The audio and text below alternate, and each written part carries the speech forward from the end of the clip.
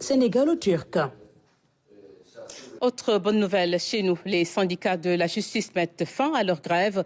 Un protocole d'accord est trouvé avec l'État du Sénégal. Dans le document, les préoccupations des agents sont prises en charge.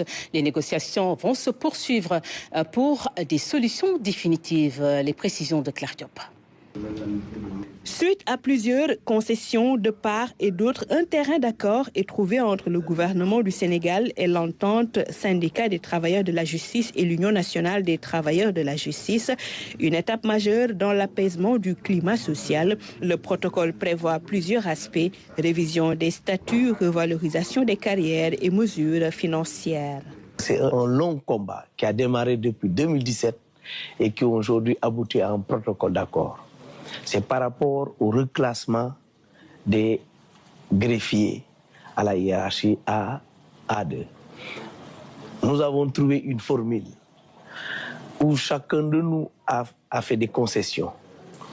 L'État a fait des pas de géant, mais aussi, il faut le rappeler, que les syndicalistes également ont dû accepter beaucoup de choses pour que nous puissions progresser dans cet accord-là.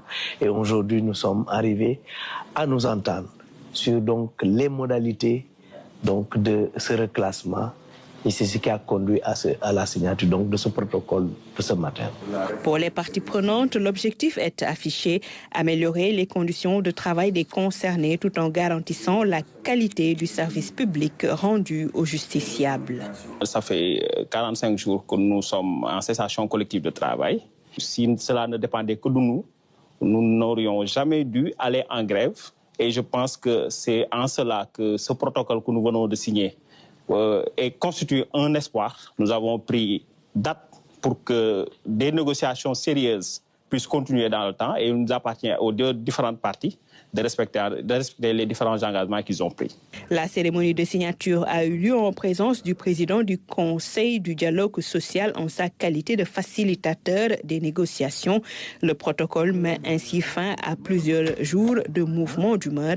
Il suscite l'espoir d'un retour à la normale dans le fonctionnement du service public de la justice.